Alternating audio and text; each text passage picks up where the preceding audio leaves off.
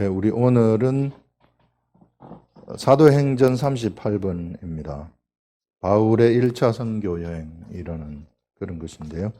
사도행전 10장 13절에서부터 24절 말씀입니다. 여기 한번 보시면 바울이 지금 그 안디옥에서 이제 전도 여행을 이제 시작을 하는 거죠. 이게 바울의 전도 여행. 어제 우리 지난번에 이야기한 것이 뭐였느냐 하면은 예루살렘 중심의 이 세상에서의 그 예루살렘 중심의 하나님의 사역이 어디로 옮겨졌느냐 하면은 안디옥 교회로 옮겨졌다고 했어요. 그래서 이제 사실상 안디옥이 세상의 중심이 돼버리는 겁니다. 이 안디옥에서도 가장 중심이 되는 이제 인물들이 이제 파견이 되는데 그 사람이 누구냐 하면은 사도 바울이라는 사람이죠. 사도 바울이 이런 엄청난 사명을 하나님의 사명을 지고 처음으로 도착한 곳이 여기 살람이라는 구브로 섬의 살람이라는 곳이고 살람이라는 곳에서 복음을 전하고 이제 이쪽에 바보라는 섬에 가가지고 전한 다음에 이쪽에 버가로 넘어가는 거죠. 버가로 넘어가서 버가에서 여기 이제 갈라디아 지역입니다. 버가에서 여기에 그 비시디아 안디옥이라는 이제 이쪽 지역으로 들어가게 돼서 이 안디옥에서 복음 전하는 장면이 오늘 이제 나타나는 겁니다. 안디옥에서 바울이 복음을 전하는데 사도 바울이 복음을 전하는 방식이 어떻게 전하느냐 하면은 어디로 갈 수가 없으니까 그래도 유대인들 회당을 찾아가는 거예요. 유대인 회당을 이제 안디옥에 들어가 가지고 찾아가서 여기 보시면 여기 사람들이 배 타고 바울과 및 동행하는 사람들이 바보에서 배 타고 밤빌리아에 있는 버가에 이르니 요한은 그들에게서 떠나 이게 마가라는 요한이죠. 이게 너무 힘들어 가지고 떠난 거예요. 얼마나 힘들은지 알 수 있어요. 여기에서의 이 사역이라는 것이 육체적으로는 굉장히 힘든 사역이었죠. 그렇기 때문에 고생을 하지 못했던 이 마가, 요한, 마가의 다락방, 그 마가인데, 그 마가라는 요한이 여기서 나는 따라가기 싫어요 하면서 가버린 거예요. 이쪽으로, 예루살렘으로 돌아와 버린 거예요. 그래서 거의 총무격으로 있다가 돌아와 버리니까 바울하고 바나바가 이제 이쪽으로 가게 되는 거죠. 그래서 돌아가고 그들은 버가에서 더 나아가 비시디아 안디옥에 이르러 비시디아 안디옥에 이르러가지고 안식일이 되었을 때 사람들이 회당에 다 모인단 말이에요. 그래서 이 회당에서 복음을 전할 수 있는 기회를 찾게 되는 겁니다. 기가 막힌 기회를 찾게 되는 거죠. 이르러 안식일에 회당에 들어가 앉으니라. 율법과 선지자의 글을 읽은 후에 이제 회당에서 주로 예배를 보는 방식은 율법과 선지자의 글이 있습니다. 그 성경이죠. 구약 성경. 구약 성경을 쭉 읽어주는 방식이에요. 누가 이걸 설명해 주거나 그런 건 아니고. 그래서 이걸 글을 읽은 후에 이제 이 회당장들이 사람을 보내음으로 이르되 형제들아, 이제 사람들이 여기 와 있으니까 만일 백성을 권할 말이 있거든 말하라. 이렇게 기회를 잡은 거죠. 최고의 기회를 잡은 그런 것을 볼 수 있습니다. 그래서 이렇게 그 복음 전하는 방식이 바울이 가는 곳곳마다 적용을 하는 거예요. 가는 곳에 들어가면 회당이 있으면 회당에 들어가서 복음을 전하고 회당에 있으면 또 거기 가가지고 복음을 전하는 이런 방식으로 복음을 전하는 이런 것들을 볼 수 있는데요. 이 회당을 우리가 한번 가만히 쳐다볼 때에 이 회당에는 어떤 사람이 있었겠는가? 유대인들이 있었겠죠. 그 다음에 또 누가 있었는가 하면은 이방인들이 있었겠죠. 유대교를 믿고자 하는 이방인들. 본래 여기는 이방인들이 있는 곳이니까. 그 다음에 여기에서는 유대인 디아스포라들이 이제 회당을 만들어가지고 섬기고 있는 가운데 이방인들로 섞여 있었을 것임을 우리가 알 수 있습니다. 그래서 지금 바울은 어디 들어가느냐 하면은 이 회당에 들어가가지고 이 사람들이 뭔가 네가 전할 말 있으면 전해달라고 하니까 바울이 최고의 기회를 잡은 거죠. 왜 최고의 기회를 잡았느냐 하면은 사도 바울도 율법의 사람이었어요. 유대인으로서 율법의 사람이었고 사도 바울의 집이 이쪽입니다. 이쪽. 길리기아 다소 사람이에요. 그러니까 거의 같은 지역의 사람들이죠. 이 사람들 너무 잘 아는 거예요. 이러다 보니까. 그래서 율법의 사람이었고, 유대인 율법의 그 사람으로 있다가 바울이 어떻게 됐냐면은 다메섹 도상, 여기 다메섹 도상으로 가다가 여기서 변화받았지 않았습니까? 그때 예수 그리스도를 만났단 말이에요. 그래서 바울은 이런 사람들한테, 이런 유대인들한테 자기의 경험을 너무 전하기 좋은 거예요. 내가 그렇게 이 유대 율법으로는 바리새인이 되어가지고 막, 엄청난, 그러한, 율법을, 섬겼었던 사람인데, 이게 뭔가 율법에 부족한 게 있었다는 거죠. 이게 율법이 부족한 그것이 있었는데 거기에서 자기가 예수 그리스도를 만났더니 완벽하게 되어버리더라. 이게 이런 것을 바울은 깨달아 버렸단 말이에요. 그래서 율법은 언제나 부족한 겁니다. 율법은 언제나 부족한데 이 율법이라는 것이 이 부족한 율법이 빛을 발하기 위해서는 무엇이 들어와야 되느냐 하면은 예수 그리스도가 들어와야 된다는 거예요. 율법의 목적이 예수 그리스도이기 때문에. 그래서 율법은 예수 그리스도가 들어와야만이 율법이 빛을 발하게 되는 것이고 율법이라는 것이 혼자 떨어져 가지고 있으면 아무것도 아니죠. 그런데 예수 그리스도가 그 속에 율법 속에 딱 합치가 돼버리게 되면은 율법이 뭐가 돼버리느냐 하면은요 이것이 살아있는 말씀이 돼버리는 이런 일들이 일어나게 돼버린다. 율법이. 이때부터 율법도 막 빛을 발하기 시작하는 아무것도 아닌 율법이 빛을 막 발하기 시작하는 이런 율법이 돼버린다 하는 이런 것들을 이제 우리가 볼 수 있는 거죠. 그래서 바울은 이것을 지금 사람들한테 전달을 하는 겁니다. 바울이 지금까지 율법의 사람으로 있었다가 그가 복음을 예수 그리스도를 알았을 때 모든 것들이 다 열려버리는 그렇게 궁금했었던 구약 성경이 정말 궁금하지 않았게 바울이 구약 성경을 전부 다 알고 있었었는데 거기에서 뭔가 해결되지 않는 부분이 있지 않았겠습니까? 이런 것들이 예수 그리스도가 들어가니까 완전히 해결되어져 버리는 그래서 율법이 살아 움직이는 말씀이 되어가지고 율법이 복음이 되어져 버리는 이런 일이 바울한테 일어났단 말이에요. 바울은 이것을 사람들한테 전하고 싶은 겁니다. 그래서 이것이 뭐가 되느냐 하면은 바로 율법과 예수 그리스도가 합쳐지니까 여기에서 뭐가 막 생산이 되는가 하면 여기서 이게 그 하나님의 말씀이 신약 성경이 막 생산되는 거예요. 이게 신약 성경이 그 속에서 막 신약 성경이 막 생산되어지는 그리고 복음 전하로 댕기면서 그가 이제 삶 속에서 이런 말씀이 이런 율법의 말씀, 율법과 예수 그리스도가 결합되어진 이런 것들이 복음을 전하러 댕기면서 막 살아 움직이는 그러한 것으로 경험이 되어져 버리는 겁니다. 이 경험되어진 이것이 신약 성경이 되어져 버리는 거죠. 그러니까 엄청난 사역의 역사가 지금 바울이라는 사람한테서 이게 펼쳐지게 된다. 그래서 율법이라는 것이 얼마나 중요한 건지 몰라요. 가만히 우리가 율법을 쳐다보게 되면 율법이라는 것이 무엇인가? 율법이라는 것이 본래 율법 이전에도 뭐가 있었느냐면 태초에 말씀에 계시니라 로고스가 있었어요. 예수 그리스도가 있었다는 것이죠. 이게 본래 예수 그리스도가 있었어요. 로고스이신 예수 그리스도가 있었었는데 이 예수 그리스도가 지금 이 본래 계셨던 그 예수 그리스도가 이게 사람들이 범죄를 하게 되면서 이제 이 예수 그리스도가 이 사람들한테 들어오기 위한 첫 번째 단계의 일이 뭐였느냐 하면은 하나님이 사람들한테 율법을 주는 겁니다. 그래서 율법이라는 것이 뭔가 하면은요, 예수 그리스도가 사람들한테 들어오기 위한 첫 번째 하나님이 주신 말씀이 되는 것입니다. 첫 번째 단계 말씀이 되는 거죠.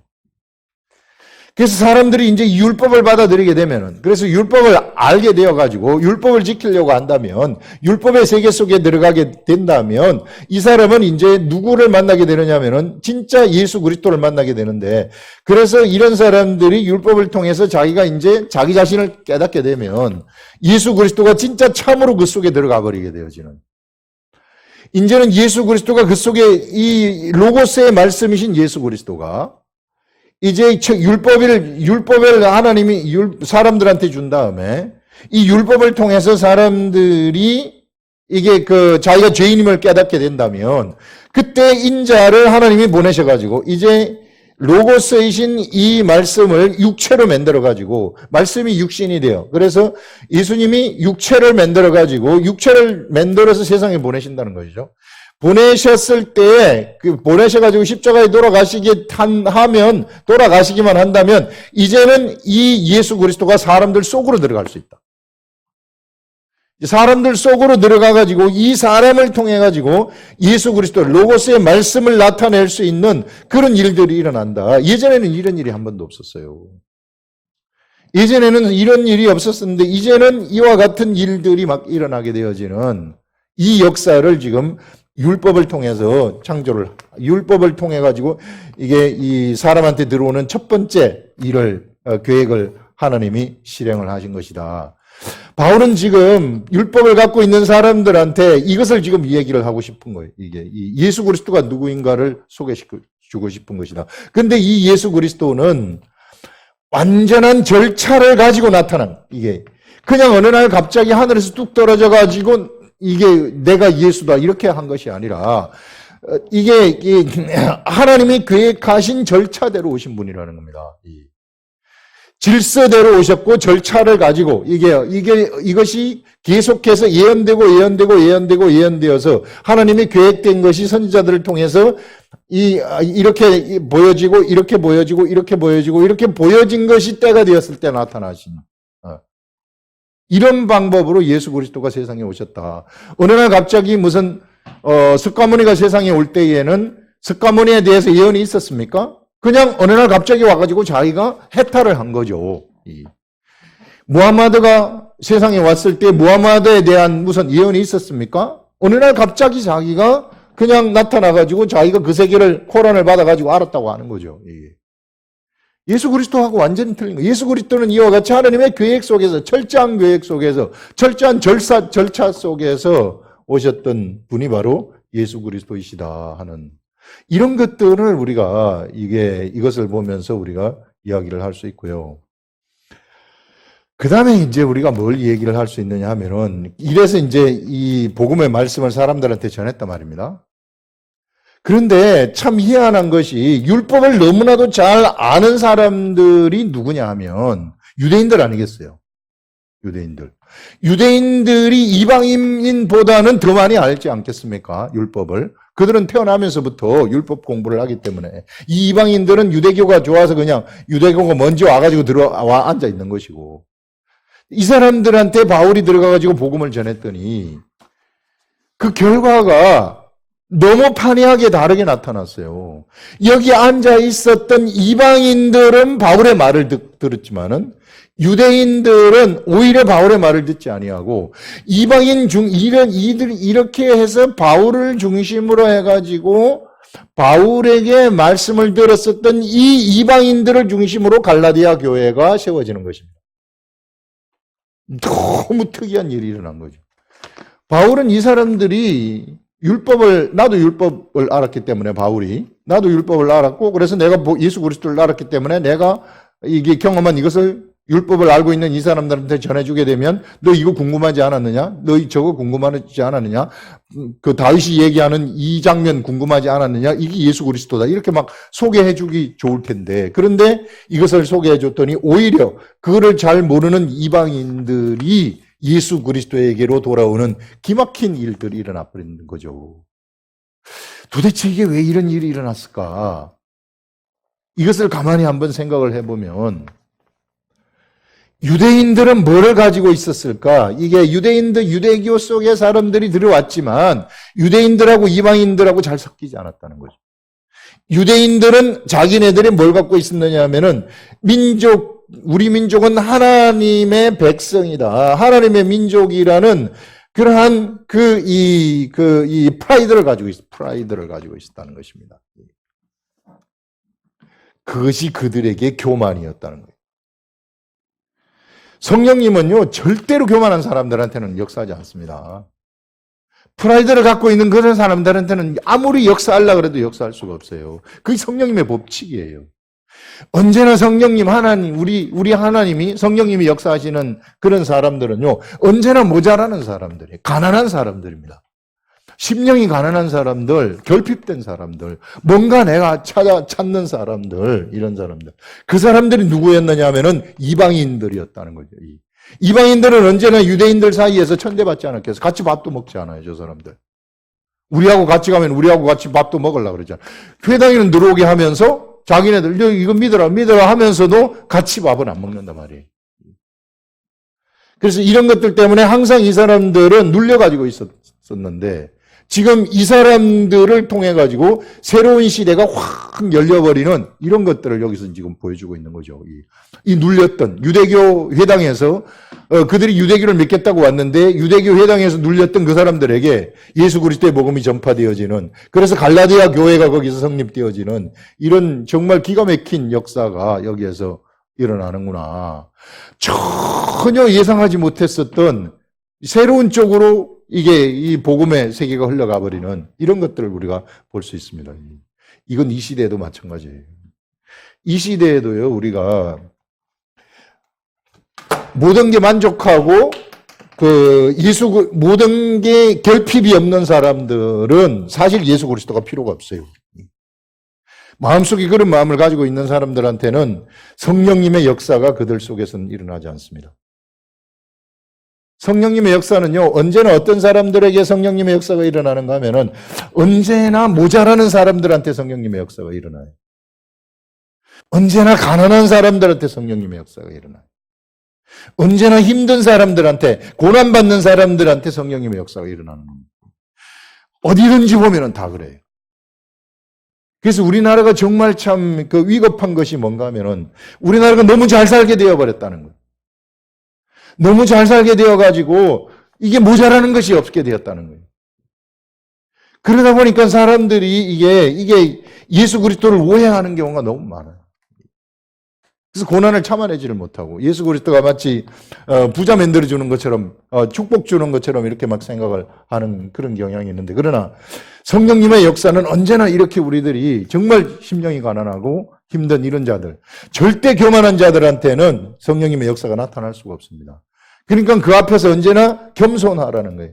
겸손하라는 것이 그냥 주님 나는 어떻게 하면 좋아요. 내가 지금 이 상황을 도저히 예측할 수가 없습니다. 내가 주님이 아니면 뭐 어찌 할 수가 없는 그런 사람입니다. 이와 같은 사람들한테 하나님은 언제나 같은 편이었고 언제나 이 사람들을 쳐다보고 있는 사람들이 하나님이었구나. 지금까지 인류의 역사를 쫙 쳐다봤을 때 언제나 이와 같이 결핍된 사람들과 함께 울고 함께 같이 살았었던 그분이 바로 우리 하나님이시구나 하는 이런 것들을 우리가 이것을 보면서 생각을 해볼 수 있습니다. 그래서 여러분, 지혜 있는 사람들은요, 겸손함이 뭔지를 알라는 거예요. 정말 주님하고 같이 동행하고 싶다면, 정말 내가 겸손의 자리에 나를 항상 갖다 위치시켜버리라는 겁니다. 내 자신이 정말 낮아지는 것. 겉으로 볼 때 사람들이 나를 크다고 생각할지만 나는 언제나 낮아져 있는 사람. 그때 비로소 성령님의 역사가 이런 사람들한테 치고 들어오는 거예요. 성령님의 역사가 일어난다는 것은 그를 통해서 이제 그 속에 들어온 예수 그리스도가 밖으로 표출된다는 것입니다. 밖으로 표출되는 이런 사람들을 통해서 예수 그리스도의 교회가 성립이 되어지고 전도가 되어지는 막 이런 일들이 일어나게 된다는 거죠. 그래서 여러분, 우리가 막 세상에서 사람들이 막 잘 나가고 내가 뭐 하고 이런 것들이 그게 겉으로 볼 때는 막 좋은 것처럼 보이지만 그렇지 않을 수도 있다는 거예요. 그게 오히려 그 사람한테 화가 될 수도 있다. 그래서 세상에서 좀 못 나가고 힘들고 모자라고 자존심 상하고 뭉개지고 막 이런 사람들이 이런 사람들이 하나님하고 가깝다는, 하나님하고 너무 가깝다 하는 이런 것들, 이걸 보면서 우리가 바울의 전도 여행을 보면서 유대인 회당에서 들어가가지고 유대인 회당에서 복음을 전했는데 어떻게 이방 교회가 세워질까? 유대인 회당이 변화가 돼야 되는데 오히려 유대인 회당의 유대인들은 나중에 갈라디아 교회 성도들한테 이게 막 다른 복음을 전해버리잖아요. 그래가지고 막 그 갈라디아 교인들이 막 헷갈리게 되어져 버리는 이런 오히려 복음을 방해하는 역할을 그 사람들이 했구나 하는 이런 것들을 우리가 여기서 생각을 할 수 있습니다. 그래서요, 육적으로 잘 나간다고 생각하는 특히 종교적인 교만, 종교적 교만, 내가 이 정도이다. 내가 이 정도로 성경 많이 알고 있다. 내가 이 정도로 똑똑하다. 내가 이 정도로 잘났다. 막 하는 거 있잖아요. 예. 이런 것들이 굉장히 위험한 일일 수 있다. 그래서 어찌 보면은 이 시대에 막 큰 거대한 교회들이 이게 정말 옳은 것인지 이걸 한번 생각하게 해요. 화려하잖아요. 엄청나게 화려하잖아요. 이게. 이런 것들. 이 초대교회 보게 되면은 사람들이 전부 가정에 모였어요. 가정에 그냥 10사람, 20사람, 많을 땐 20사람, 이렇게 모여가지고, 그냥 가정에서 이렇게 다 떨어져가지고, 가정끼리 다 모였다고요. 가정교회지. 이게 막 한꺼번에 들어갈 수 있는 장소 자체가 없었어요. 그런데 이런 막 초대교회 때는 엄청난 역사가 일어났는데 이것이 로마 가톨릭이 들어오게 되면서 막 거대한 성당이 들어서는 거 아닙니까? 성 베드로 성당이라든지 막 이런 걸 지어가지고 막 이렇게 하다 보니까 이게 타락하는 역사가 일어나 버리는 거죠. 그래서 우리가 이 시대를 좀 잘 분별할 줄 알아야 되겠다 하는 이런 생각을 우리가 한번 해볼 수 있고요. 그 다음에 이제 그 뒤에 하시는 걸 보면은 자, 이제 사도 바울이 회당에서 이스라엘 백성의 하나님이 자, 사람들아 이 내 말을 들으라 하면서 이제 말을 하는 것이 뭐냐면은 역사를 얘기해요. 하나님이 펼치셨던 역사. 이스라엘 백성들 출애굽 여기서 애굽에서부터 이스라엘 백성들을 출애굽을 시킨 이후부터 하나님이 행하셨던 그 역사가 어떤 것인가를 이야기합니다. 이거는 예전에 베드로도 오순절 다락방에서 성령의 역사가 일어난 다음에 성령 강림이 있은 다음에 일어나가지고 이 설교한 내용하고 같은 겁니다. 그때 이 초대교회 때 베드로가 막 설교하는 게 역사를 설교하는 거거든요. 스데반도 마찬가지로 역사를 설교하는 그런 것들을 우리가 볼 수 있는데 여기서도 보시면 이스라엘 백성의 하나님이 우리 조상을 택하시고 애굽 땅에서 나그네된 그 백성을 높여 큰 권능으로 인도하여 내사 광야에서 40년간 그들의 소행을 참으시고 광야에서 40년 동안이나 소행을 참으시고 가나안 땅 7족속을 멸하사 다 역사입니다. 아주 짧게 요약해 주는 거죠. 그 땅으로 기업을 주시기까지 약 450년간이라. 그래서 여기에 기업을 주시기까지 이스라엘 백성들을 여기서 430년 동안 길렀다가 이쪽으로 데리고 오는 요 기간이 450년이라 이렇게 말합니다. 그 후 선지자 사무엘 때까지 사사를 주셨더니 사사 시대도 얘기하고 그 후에 그들이 왕을 구하거늘 그래서 왕정 시대까지도 얘기를 하는 겁니다. 하나님이 베냐민 지파 사람 기스의 아들 사울을 40년간 주셨다가 그 이후에 누구를 주시느냐 하면 피하시고 다윗을 왕으로 다윗을 속에 먼저 여기에 초점이 있는 겁니다. 다윗에게. 다윗한테 초점이 들어가는 거죠. 다윗으로 왕을 세우시고 정언하여 이르시되 이때 하나님이 정언하시기를 다윗한테 정언하시기를 무엇을 정언하였느냐면은 내가 이새의 아들 다윗을 만나니 하나님이 다윗을 만났다고 얘기를 해요. 하나님이 가만히 볼 때 다윗을 딱 만났어요. 다윗이 어떤 사람인지 하나님이 다윗을 만나가지고 알아버린 겁니다. 다윗을 만나니 내 마음에 맞는 사람이라 하나님의 마음하고 다윗의 마음이 맞는 사람이었다는 겁니다. 그 말이 뭐냐면요. 다윗이 하나님이 보실 때 최고로 겸손한 사람이었구나 하는 것을 알 수 있죠. 마음에 맞는 사람, 하나님 마음하고 딱 합한 사람, 이런 사람 만나니 내 마음에 맞는 사람이라 내 뜻을 다 이루리라 하시더니 다윗을 통해서 내가 누구를 보내느냐면 예수 그리스도를 보내야 되겠구나. 이때 마음을 먹어요. 아브라함을 선택하실 때 하나님은 이미 예수 그리스도 본래 처음에 원죄 아담이 범죄를 했을 때 하나님은 예수 그리스도의 계획을 세우는 것이죠. 내가 가야 되겠다. 내가 가야 되겠다 이렇게 하시는데 이것이 구체적으로 드러난 것이 아브라함을 선택하면서부터 구체적으로 드러나는 것입니다. 그래서 아브라함이 모리아산에서 이삭을 드렸을 때 이제 네가 네 독자 아들을 아끼지 아니하였으 나도 아끼지 아니하겠다. 그래가지고 하나님이 이스라엘 역사를 진행하시는 거죠. 그래서 내가 이 가나안 땅으로 가라 그래가지고 가나안 땅에서 역사를 하시다가 역사를 지금 진행을 하시는데 누구를 통해 가지고 내가 가야 되는가? 이때까지만 하더라도 다윗 이전까지만 하더라도 이것이 결정이 안 된 거예요. 그런데 다윗 시대에 딱 와가지고 하나님이 내 마음에 합한 자 다윗을 만났기 때문에 이때 예수 그리스도를 다윗의 가계로 보내야 되겠다고 결정을 하는 겁니다. 예. 엄청난 거죠, 이게.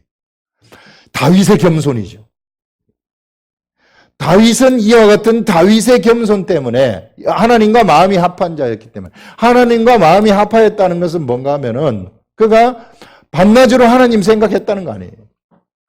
하나님의 말씀, 기록된 말씀 밤낮으로 생각하면서 양치기 하면서 이미 양치기 하면서 부름을 받거든요. 이미 다윗은 하나님의 말씀을 묵상하고 돌아다니면서 양치기를 하면서 양치기를 할 때에 하나님으로부터 선택을 받아서 사무엘을 통해 가지고 이게 기름 부음을 받게 되는 겁니다. 그래서 이런 다윗이 이제 여기 이제 이 하나님하고 이 하나님의 마음을 알고 하나님의 생각대로 하나님을 따라가다 보니까 그래서 다윗이 여기서 딱 선택이 되어서 다윗의 가계에 이미 예수 그리스도가 와버린다는 것입니다. 다윗에게 예수 그리스도가 왔고 다윗의 가계에 예수 그리스도가 왔구나. 그래서 우리가 다윗을 그래서 하나님의 다윗으로부터 나가는 그 나라를 우리는 Kingdom of Heaven이라고 얘기를 하는 것입니다. 이스라엘 나라라고 얘기를 하는 것이죠. 이게. 하나님의 나라의 모형의 나라가 되는 것이죠. 그때 다윗이라는 사람을 그래서 우리는 어떻게 예표를 했느냐면 바로 다윗이라는 사람은 이게 왕인데 하나님 나라의 왕인데 바로 이 시대에 예수 그리스도를 믿는 하나님의 아들들이 바로 하나님의 아들들이 누구냐면은 바로 다윗이 하나님의 아들들을 예표하는 것이라고 전에 한번 제가 묵상해가지고 이야기를 한 적이 있습니다. 그래서 우리 한 사람이요. 바로 다윗과 같은 사람이라는 거예요. 마음에 합한 자, 하나님 마음에 우리가 합한 자들이라는 것입니다. 그 합했기 때문에 성령님이 우리 속에 들어오신 것이죠. 그래서 우리가 하나님의 아들들, 바로 우리가 세상에서 하나님 나라의 왕의 이 권세를 가지고 있는 왕 같은 제사장이 되었다는 것이 바로 그 말입니다. 우리 한 사람이. 그래서 다윗이라는 사람은 구약 성경에서 다윗이라는 사람은 누구를 예표하느냐 하면은 이후에 예수 그리스도가 오셨을 때에 예수 그리스도가 들어간 그 사람을 얘기하는 것입니다. 예수 그리스도가 이게 지금 율법을 준 것도 예수 그리스도가 사람 속에 들어오기 위한 것을 목적으로 한다 그러지 않았어요? 로고스인 예수 그리스도가 율법을 주시고 그 다음에 사람들이 이제 예수 그리스도가 인자로 오셔가지고 십자가에 돌아가신 다음에는 사람들 속에 예수 그리스도가 들어오게 되는데 이 사람 속에 예수 그리스도가 딱 들어왔을 때에 이 모습을 누구를 통해 가지고 밖으로 펼쳐 보여주느냐 하면은 다윗을 통해 가지고 펼쳐 보여주는 겁니다. 그래서 우리는 다윗을 통해서 무엇을 알 수 있느냐 하면은 이게 이 시대를 살아가는 우리의 모습을 보는 거예요. 나의 모습을 보는 겁니다. 내가 바로 그와 같은 사람이었구나. 하나님과 마음이 같은 사람이구나. 그래서 우리 속에 들어오셨구나. 그래서 나를 통해서 내 속에 이제 다윗의 가계에 다윗의 겸손이 다윗에게 들어간 것처럼 바로 우리들의 겸손이, 우리가 예수 그리스도를 영접하고자 하는 마음, 우리가 정말 심령이 가난한 마음, 이런 마음이 우리 속에 있었기 때문에 예수 그리스도가 우리 속에 들어온 거 아닙니까? 이때부터는 이제 우리가 다윗의 심정으로 하나님하고 같은 마음을 품고서 살아가는 그런 존재가 된다는 것이죠. 그래서 우리가 다윗을 잘 볼 줄 알아야 돼요. 다윗이 곧 우리와 같은 존재들이, 우리가 바로 다윗과 같은 사람이기 때문에 다윗이 우리 한 사람을 예표하는 그런 것이다. 그래서 언제나 하나님 앞에서 다윗이 겸손함이 어떤 것이었는가 하는 것을 보는 겁니다. 하나님을 그냥 따라가는 거죠. 이게 그냥 하나님이 시키면 시키는 대로 그냥 따라가는 사람, 그가 다윗이었어요. 왕이지만은 하나님이 좋아가지고 막 겉옷도 막 펼쳐 제치고 그 하나님의 괴가 다윗성에 들어올 때에는 그냥 막 춤을 추면서 가는 이런 다윗의 모습들.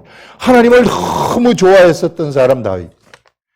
이 좋아했었던 이것 때문에 누가 들어오느냐면은 바로 내 마음에 합한 자를 가지고 예수 그리스도가 다윗의 가게에 딱 들어오게 되는 것처럼 이 시대에 우리가 예수 그리스도를 이게 우리가 하나님을 우리의 겸손이 내가 이제 내 힘으로 못 살겠습니다. 내가 주님을 영접할 것입니다. 주님이 제 속에 들어오십시오. 이렇게 환영을 했을 때 예수 그리스도가 우리 속에 딱 들어오셔가지고 이제 내가 너와 같이 살겠다. 다윗의 가게에 예수 그리스도가 오셨던 것처럼 바로 내 속에 예수 그리스도가 오게 되어지는. 그래 이제는 내가 바로 다윗이 하나님 나라 천국 아닙니까? 이게 천국에 이스라엘 나라의 왕인 것처럼 내가 하나님 나라의 왕 같은 제사장. 내가 천국이 되어버리게 되어진다. 내 속에 예수 그리스도가 있는 그런 사람이 된다 하는 것들을 여기서 이야기를 하고 있습니다. 그래서 오늘 말씀이 결국은 이 겸손이라는 것입니다.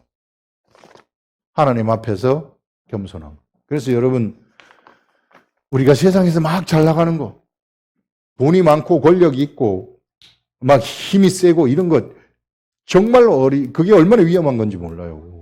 영적 관점에서 보게 되면 자기 자신을 완전히 다 그냥 망가뜨릴 수 있는 그런 것들이죠. 종교적으로도 막 잘 나가려고 하는 거 이런 것들도 굉장히 위험한 것일 수 있다. 그래서 우리는 혼자 언제나 우리 교회에서 얘기하는 것이 혼자 차분히 앉아가지고 성령님하고 나하고 같이 교통하라는 거죠. 같이 교통하고 교제하면서 정말 주님이 시키는 대로 내가 따라가는 것. 1대1로 교제하면서 다윗이 양치기를 하면서 교제했던 것처럼. 그럼에도 불구하고 다윗은 부족했어요. 하나님이 선택을 했지만 부족했어요. 부족했기 때문에 다윗을 20년 동안 훈련시키는 겁니다. 죽음에 쫓기도록 만드는 거죠. 숱한 죽음의 세계 속으로 집어넣는 거예요. 여기도 집어넣어보고 저기도 집어넣어보고 온갖 죽음의 고비를 한 나라가 한 사람을 쫓아가지고 죽이려고 하니까 그렇게 단련을 시켜서 드디어 이스라엘 나라의 왕으로 만드시는 기름을 부은 지 20년 만에 이게 이 왕을 시켜주는 이런 왕이 되어지는 이런 것들을 우리가 볼 수 있습니다. 이 시대 우리들도 마찬가지죠. 우리가 선택을 받았다 그래가지고 단방 그냥 왕이 되어가지고 왕처럼 왕의 권세를 행사하는 그런 것은 아니고요. 숱한 당금질을 당하고 이리 치이고 저리 치이고 여기서 까이고 저기서 까이고 이게 세상에서 이렇게도 까이면서 하나님 잡고 일어나고 또 저렇게 까이면서 하나님 잡고 일어나고 이렇게 해서 드디어 때가 되었을 때 우리를 하나님이 사용하시기 시작하신다는 것이죠. 다윗을 통해 가지고 이스라엘 나라 역사를 창조하듯이 우리를 통해서 하나님이 사용하시는 이런 일들. 이것을 우리가 이 부분을 통해서 우리가 생각을 해볼 수 있는 것입니다. 그래서 우리가 하나님 앞에서 마음에 합한 자가 바로 겸손이구나. 정말 이게 잘 나가는 것이 얼마나 위험한 것인가. 그래서 항상 물러나가지고 이 주님 생각하면서 한 발짝 물러나서 세상에서 물러나서 하나님 생각하면서 하나님하고 같이 동행하는 거 이런 것들이 이게 예수 그리스도를 믿는 사람들한테는 이게 필수적인 것이라는 겁니다. 그래서 오늘 이 말씀은 바로 그와 같은 것을 우리들한테 이야기를 하고 있죠. 우리 마지막 부분 보게 되면은 23절에 하나님이 약속하신 대로 이 사람의 후손에서 이스라엘을 위하여 구주를 세우셨으니 곧 예수를 하면서 회당에서 예수를 쫙 소개시켜 주는 겁니다. 다윗이 마음에 합한 자가 되었기 때문에 하나님은 그때 마음을 정하시는 겁니다. 내가 다윗의 가기를 통해서 가겠다. 예수 그리스도가. 그래서 그 예수 그리스도를 보내겠다고 하는 것이 선지서에 다 기록되어 가지고 있습니다. 다 기록되어 가지고 있다가 그래서 드디어 때가 되었을 때 그 구주를 세우셨으니 곧 예수라. 그가 오시기에 앞서 요한이 먼저 회개의 세례를 이스라엘 모든 백성에게 전파하니라. 예수가 확실한 것은 바로 또 선지서에 얘기했듯이 일리야와 같은 선지자가 오고 난 다음에 메시아가 오는데 바로 그가 바로 세례 요한이 일리야와 같은 선지자이다 하는 이런 것들까지 이야기를 해주면서 지금 예수가 그리스도라는 것을 여기서 쫙 소개해주는 이런 것들을 우리가 볼 수 있습니다. 기도하겠습니다.